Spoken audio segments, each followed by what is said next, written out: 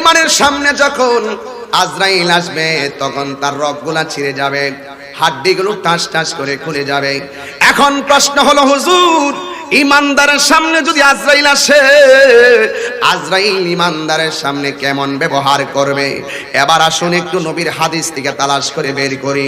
আল্লাহর হাবিব বলেন, যখন ইমানদারের সামনে আজরাইল আসবে, ইমানদারকে আজরাইল দরজায় দাঁড়াইয়া, এই এলাকার নাম কি স্যার? চুপুরিয়া এলাকার বিশ্বাস বাড়ির দরজায় যখন আজরাইল আসবে, যদি আপনি ইমানদার হতে পারেন, আপনার ঘরের দরজায় আইসা আজরাইল আপনাকে সালাম দিবে। সালাম দিয়া বলবে, হে আল্লাহর বান্দা, তোমার রূহটা নেওয়ার জন্য আল্লাহ পাঠাইছে। ইমানদার ডাক দিয়ে বলবে, ও আজরাইল, আর দেরি করিয়েন না, তাড়াতাড়ি আমার রূহটা নিয়ে যান। এই দুনিয়া সিজনুল মুমিনিন, এই দুনিয়াটা হলো মুমিনদের জন্য জেলখানা। এই দুনিয়া আমার ভালো লাগে না, আমার রূহটারে তাড়াতাড়ি নিয়ে যান, কারণ আমার আল্লাহর সঙ্গে, আমার নবীর সঙ্গে দিদারের জন্য আমার মনটা পাগল পাগল হইয়া রইছে। এই জন্য যুবক, আজরাইল ইমানদারের মুখ দিয়া রূহটা নিতে চেষ্টা করবে। খুব গুরুত্বপূর্ণ কথা, কোনো আর কি করবেন না, চুপচাপ। খুব মূল্যবান কথা, আপনি ইমানদার হতে হবে। ইমানদারের মুখ দিয়ে আল্লাহ ওই আজরাইল রূহটা নিতে চাইবে। ইমানদার বলবেন, না না, এই মুখ দিয়ে আমি রূহ নিতে দিব না। এটা কি গায়ের জোর নাকি ইমানের জোর? আরো বড় করে বলেন, কিসের জোর? এরপর আজরাইল বলবে, আল্লাহর বান্দা, আপনার রূহটা আমি কান দিয়া নিতে চাই। বলবে, না না, কান দিয়া নেওয়া যাবে না, মুখ দিয়া নেওয়া যাবে না, জবান দিয়ে আমি আল্লাহর জিকির করেছি। কান দিয়া নেওয়া যাবে না, কান দিয়ে আমি আল্লাহর জিকির শুনেছি। চোখ দিয়া নিতে চাই। বলবে, না না, ওয়ায়াতাফাক্কারুনা ফি খালকিস সামাওয়াতি ওয়াল আরদ, আসমান এবং জমিনে যা কিছু আছে সব দেখেছি চোখ দিয়া। এই চোখ দিয়ে দেখে আমি বলেছিলাম, ও মাওলা, তোমার সৃষ্টি যদি এত সুন্দর হয়, না জানে তুমি মাওলা কত সুন্দর। এই জন্য আমি বলছিলাম, আজরাইল বলবে তোমার মুখ দিয়ে রূহ নিমু। শেষ পর্যন্ত আজরাইল আল্লাহকে বলবেন, আল্লাহ, তোমার বান্দা মুখ দিয়ে রূহ নিতে দেয় না, কান দিয়ে রূহ নিতে দেয় না, চোখ দিয়ে রূহ নিতে দেয় না। ও আল্লাহ, আমি কি করব? ও আল্লাহ, আমি কি করব? তখন আল্লাহ রাব্বুল আলামিন বলেন, তোমার হাতের তালুর মধ্যে আমি আল্লাহর নামটা লেখো। কি আল্লাহর নাম কি পাইছেন আপনারা? পৃথিবীর শ্রেষ্ঠ ডায়লগ, আল্লাহু। গভীর মনোযোগ। এবার আল্লাহ ডাক দিয়ে বলবে, ও আজরাইল, তোমার হাতের তালুর মধ্যে আমি আল্লাহর নামটা লেখো। এবার আল্লাহর নামটা লিখবে। লেখার পরে আল্লাহ বলবেন, হে আজরাইল, ইমানদারের চোখের সামনে আমি আল্লাহর নামটা গিয়ে এইভাবে ধরো। এবার আজরাইল হাতের তালুর মধ্যে আমার আল্লাহর নামটা গিয়ে ইমানদারের চোখের সামনে যায়া ধরবে। যেই মাত্র ধরবে, ইমানদার যেই নামের পাগল, এই নামটা যখন দেখবে, তখন ইমানদার আল্লাহর নামের উপরে ফানা হয়ে যাবে। ইন দি মিন টাইমে ইমানদার যখন আল্লাহর নামের উপরে ফানা হয়ে যাবে, ওই আজরাইল ইমানদারের রূহটারে সুন্দর করে কবজ করবেন।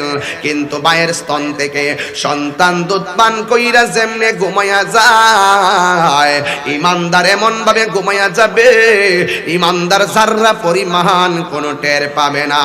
জোরে জোরে বলুন সুবহানাল্লাহ। তার মানে বোঝা গেল, মরণের মধ্যে দুইটা দিক আছে, একটা হলো কষ্ট, আর একটা হলো শান্তি। কিন্তু কবরে গেলেও আপনার জন্য দুইটা দিক আছে, একটা হলো কষ্ট, আর একটা হলো সুখ। কষ্টটা হলো, আমার নবী বলেন, বেনামাজি হইয়া কবরে গেলে ওই কবরের মধ্যে তিনটা শাস্তি অবধারিত। এর মধ্যে একটা শাস্তি হলো, এই কবরের দুই পাশের মাটিটা দুই প্রান্তে চলে যাবে। দুই পাশের মাটি দুই প্রান্তে যাবে। দুই পাশের মাটি এমন জোরে তারা চাপা মারবে, চাপা মারার কারণে তার জবান দিয়া এমন ভাবে একটা চিৎকার মারবে, আল্লাহ গো কইয়া ডাকটা মারবো। তখন আমার আল্লাহর হাবিব ডাক দিয়ে বলেন, ওই কবরের ভিতরে বেনামাজিকে যখন এমন ভাবে চাপা মারবে, চাপা মারার কারণে এমন জোরে চিৎকার মারবে, ওই চিৎকারের আওয়াজ যদি দুনিয়ার কোনো মানুষের কানের মধ্যে যদি একটা সেকেন্ডের জন্য লাগতো, ওই মানুষটার কানের পর্দা ফেটে সাথে সাথে মারা যাইত। জোরে জোরে কি আল্লাহ আল্লাহু আকবার বলা যাবে না। এই জন্য নামাজের দরকার আছে না নাই? আরো বড় করে বলো, আছে না নাই? এরপরে 2 নম্বর শাস্তি হলো বেঈমানের সামনে কবরে যখন বেনামাজি যাবে, ওই কবরের ভিতরে জাহান্নামের আগুন ধরিয়ে দেওয়া হবে। এমন একটা আগুন, এখন সাতক্ষীরা যদি আগুন লেগে যায়, আগুন নিভাইতে না পারলে ফায়ার সার্ভিস আসবে।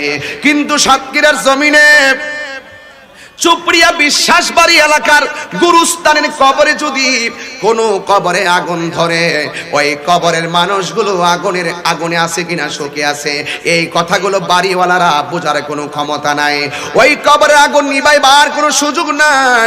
এই জন্য যুবক, আমার নবী বলেন, বেনামাজের কবরে আমার আল্লাহ জাহান্নামের উত্তাপ দিয়ে দেওয়া হবে। তার কষ্টটা কতদিন চলবে, এই কষ্টটা কতদিন চলবে কেউ বলতে পারবে না। এই আমার যুবক ভাইয়ারা, 3 নম্বর শাস্তি হলো ওই কবরের ভিতরে এমন একটা সর্প দেওয়া হবে, যেই সর্পটার দাঁত হবে 70 গজ লম্বা, মাথার মধ্যে হবে মহিলাদের চুলের মতন চুলের গোছা, তার শরীরের মধ্যে, সাপের শরীরের মধ্যে এমন দুর্গন্ধ হবে, এই দুর্গন্ধ যদি সাতক্ষীরার ওই চুপুরিয়া মানুষের নাকের মধ্যে 1 সেকেন্ডের জন্য লাগতো, তাইলে ওই মানুষটা কলেরা হইয়া মারা যাইতো। আর সাপটার দৈর্ঘ্য হলো 450 কিলোমিটার লম্বা। জবানটা খুইলা কি আল্লাহু আকবার। ও যুবক, এমন লম্বা সাপ কবরে আসবে, বেনামাজির ইচ্ছা মতে সবল মারবে। রাসূল বলছেন, আফদালুল ইবাদতে সালাত, সর্বোত্তম ইবাদত হলো নামাজ। হাসরের ময়দান যেই দিন কায়েম হবে, সর্বপ্রথম নামাজের হিসাব নেওয়া হবে। তুমি নামাজ পড়লা কিনা, নামাজ ছাড়লা কেন, এই হিসাব নেওয়া হবে। ও যুবক, আমার নবী বলেন, হাসরের ময়দানে আমি কয়েকটা চিত্র দেখব।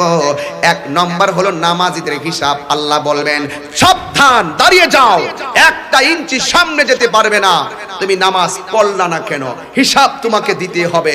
আরেক শ্রেণীর মানুষ আমার ওলিউল্লাহ আশিকি হুজুর বলে গেছেন, আরেকটা শ্রেণী হলো, রসুল দেখবেন কিছু কিছু মানুষের পেটগুলো কাল বুয়ুতিন, গড়ের মতো থাকবে, উঁচা উঁচা। জিজ্ঞেস করবে আল্লাহ, এরা কারা?